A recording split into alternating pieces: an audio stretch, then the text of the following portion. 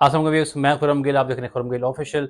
अच्छा, सबसे पहले मैं आपको रिक्वेस्ट करूँगा प्लीज़ जो हमारा चैनल है उसको आप ज़रूर सब्सक्राइब करें। हमारे जो फॉलोअर्स हैं वो वैसे भी काफ़ी लार्ज एक नंबर में वो इंक्रीज़ हो रहे हैं, लेकिन काइंडली जो है आप हमारा चैनल ज़रूर सब्सक्राइब करें। बहुत सारे जो हमारे व्यूज़ हैं वो हमारी वीडियोज़ जो है व्यू कर रहे हैं, लेकिन चैनल सब्सक्राइब नहीं कर रहे। So please make sure like, share and subscribe our channel. बढ़ते हैं खबरों की तरफ। सबसे पहली खबर तो आपको जैसे पता है कि जी पूरे पाकिस्तान में जो है डोनाल्ड लू की ही बातें हो रही हैं, और मैं आपको बोर नहीं करूँगा डोनाल्ड लू की जो है वो स्टेटमेंट के साथ और उनकी प्रेस रिलीज़ के साथ। हम बॉटम लाइन पे आते हैं, उन्होंने क्या बात की है। उन्होंने ये कहा जी कि ये जो साइफ़र केस है ये झूठा है, ये मैंने कोई बात नहीं की और मैंने कोई जो है गवर्नमेंट नहीं गिराई, और ना ही हमारा किसी गवर्नमेंट बनाने में हमारा कोई हाथ है, ना किसी गवर्नमेंट गिराने में हमारा कोई हाथ है। और जो है वो मुझे जान का ख़तरा है, मेरी फैमिली को जान का ख़तरा है जब से मेरा नाम लिया गया है और ये साइफ़र की बात की गई है। ये जो सब बातें हैं ये सब झूठे हैं। ज़ाहिर-सी बात है जी, जो चोर होता है वो ये तो नहीं बोलता कि मैंने चोरी की है। खान साहब जो हैं वो काफ़ी गुस्से में नाराज़ हैं। लेकिन जी ये तो एज़ एक्सपेक्टेड ही था। कोई भी जाके ये नहीं बोलेगा जी कि जी मैंने गवर्नमेंट गिराई और मैंने जाके वो धमकी दी है। दूसरी बात उन्होंने ये की है जी कि जो पाकिस्तान ईरान की जो ये जो गैस पाइपलाइन का जो मुआहदा ना, ये कह रहे हैं ये हम पूरा नहीं होने देंगे। जो भी होगा ये हम पूरा नहीं होने देंगे, और अगर ये पूरा हुआ तो ये ईरान को जो काफ़ी हैवी जो है वो फाइन करेंगे। अगर उनकी एक्चुअल जो उनकी जो प्रेस रिलीज़ देखनी है और एक्चुअल जो उन्होंने बातें की हैं, तो मैं आपको ये मशवरा दूँगा कि आप जाके उनकी एक्चुअल जो रिकॉर्डेड वीडियो है वो देखें। जो हमारा मीडिया है ना, ये तरोड़-मरोड़ के अपनी मर्ज़ी से जो है, जो उनको बात सही लगती है वो बता रहे हैं, और कोई बातें उन्होंने की नहीं है बहुत सारी है वो भी आपको बता रहे हैं। तो मेक श्योर कि आप जिनकी एक्चुअल जो वीडियो इंग्लिश में है वो देखें, तो आपको सही पता चलेगा उन्होंने क्या बात की है। ये बात जो है ना, हमारे जो ये नून लीग वाले और जो हमारे गवर्नमेंट के चैनल है ना, ये सरकारी चैनल बने हुए सारे के सारे, ये आपको ये बात नहीं बता रहे कि उन्होंने ये बात भी की है जी कि मैं उनसे क्वेश्चन किया गया था जी कि आप जो पाकिस्तान में जो इलेक्शंस हुए क्या उससे मुतमिन हैं? तो उनका जवाब था जी नहीं, मैं तो हमें बहुत से रिज़र्वेशंस हैं। इलेक्शन वाले दिन जो है इंटरनेट बंद कर दिया गया। अभी तक जो ट्विटर है वो बंद है, अभी तक ट्विटर नहीं खुला है। मैंने पहले भी एक वीडियो बनाई थी, जाके ज़रूर देखिएगा, ट्विटर अभी तक बंद है।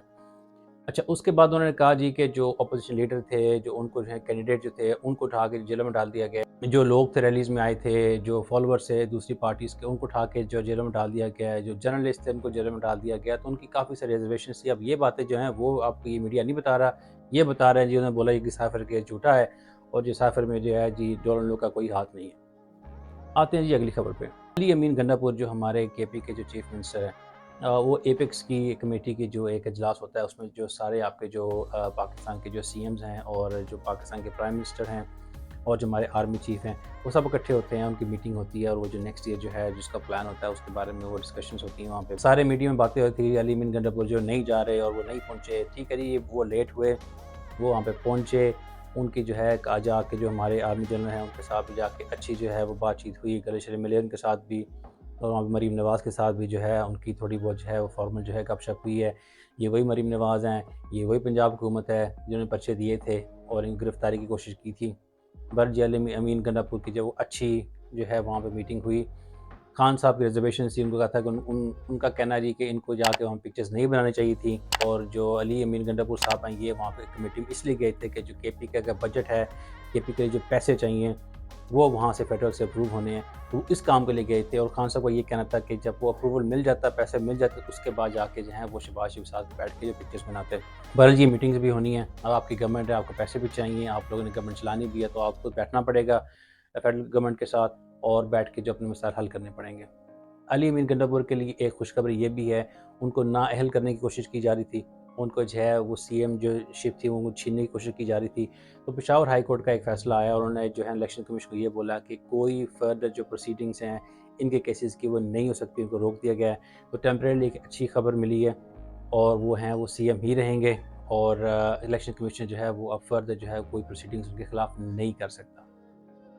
अब बढ़ते हैं अगली खबर की तरफ। ओगरा ने फॉर्मली समरी भेज दी है और एलएनजी महंगी होनी जा रही है, आपकी बिजली महंगी होनी जा रही है, और ये रिक्वायरमेंट है आईएमएफ के प्रोग्राम में जाने की। जो उन्होंने पहले कर्जा लिया था उसकी भी एक शर्त ये थी कि आपकी जो एलएनजी और बिजली आपको महंगी करनी पड़ेगी, तो वो महंगी की है। इसके अलावा अगली खबर ये है कि जो ये हमारी हुकूमत है पीडीएम की, ये जो प्रोग्राम में जा रहा है आईएमएफ का, ये 3 से 4 साल का प्रोग्राम है, और ये 6 से 7 बिलियन डॉलर की बातचीत चल रही है। समथिंग अराउंड दैट फिगर जो है ये कर्ज़ा लेने की बात कर रहे हैं आईएमएफ से। तो 1 से 2 बिलियन डॉलर पे जो है वो चीखें निकाली थी आईएमएफ ने, अगर आपको याद हो, जब खान साहब ने जो कर्ज़ा लिया था। तो अब ये 3 से 4 साल के प्रोग्राम में जा रहे हैं और 6 से 7 बिलियन डॉलर का कर्जा लेने जा रहे हैं। कुछ समझ सकते हैं कि महंगाई का तूफ़ान कैसा आएगा मुल्क में और इसका जो सारा का सारा जो बोझ है वो गरीब अवाम पर डाला जाएगा। अच्छा, अब ये तो गवर्नमेंट हमारी सोच रही है ना कि 6 से 7 बिलियन डॉलर का कर्जा लेना है।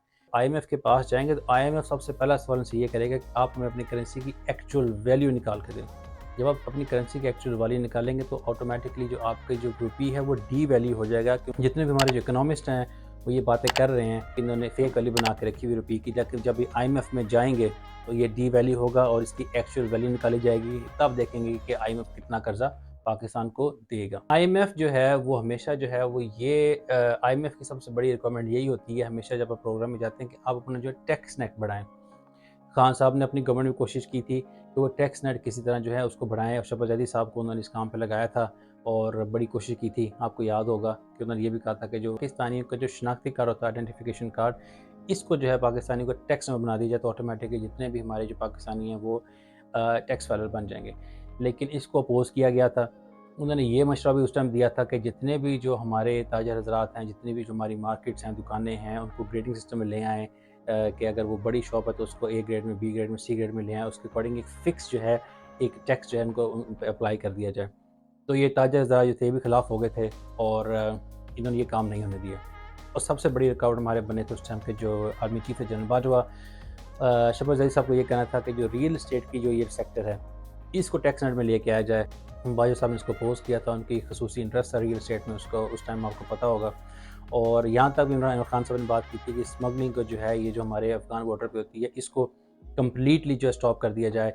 इससे भी जो है डॉलर रुक जाएंगे की भी इम्प्लीकेशन जो है वो नहीं करने दी गई, इसको भी रोक दिया गया था। अब ये हुकूमत कोशिश करने जा रही है, अच्छी बात है। इनका ये कहना है जी कि 15 से 20 लाख लोगों को हम और टैक्स नेट में लेके आएंगे और रियल एस्टेट को भी और जो हमारा ज़रूरी सेक्टर है, एग्रीकल्चर सेक्टर जो है, इसको भी जो है हम टैक्स नेट में लेके आएंगे, हम अपना टैक्स नेट बढ़ाएंगे। ये आपको करना पड़ेगा, चाहे ये मुस्लिम लीग नून की हुकूमत हो, पीपल्स पार्टी को, पीटीआई को। जब तक आपका टैक्स नेट इंक्रीज़ नहीं होगा, ज़्यादा पैसा इकट्ठा नहीं कर सकते, अपना मुल्क नहीं चला सकते। कर्ज़े लेके अय्याशियाँ करता है, वो मुल्कों के ये हालात होते हैं जो हमारे हैं। और खान साहब ने ये बात भी एक मरतबा कही थी कि ये पाकिस्तान जो है ये श्रीलंका बनने जा रहा है। लगता भी ऐसा ही है कि ये जो है पाकिस्तान उसी जगह पे चल रहा है। तो अब इस हुकूमत की कोशिश ज़रूर है कि इसको किस तरह टैक्स नेट को इंक्रीज़ किया जाए। इनको अपने जो लल्ले तलल्ले हैं, इनको जो अपनी अय्याशियाँ इनको बंद करना पड़ेगा। इससे मुझे एक और बात याद आ गई अय्याशियों से। मरीम नवाज़ की आपको याद होगा कि पिछले हफ़्ते 2 हफ़्ते से बातें चल रही हैं कि उनकी जो गाड़ी के जो टायर हैं 2 ढाई करोड़ के हैं, वो उन्होंने चेंज कराने हैं। तो ये जो ऐसी अय्याशियाँ इनको रोकनी पड़ेंगी और आपके सामने मैं आपको पिक्चर्स दिखाऊँगा। ये जी पूरी एक फ़िल्म शूट हो रही है वहाँ पे और मरीम साहब बैठी हुई हैं और बड़े साइन कर रही हैं और फातिमा जना बनी हुई हैं बैठ के जो साइन कर रही हैं। उनकी पूरी कोशिश है कि मैं किस तरह जो है वो फ़ेमस हो जाऊँ, मशहूर हो जाऊँ, अब मैं पाकिस्तान में और बड़ी लीडर बन जाऊँ।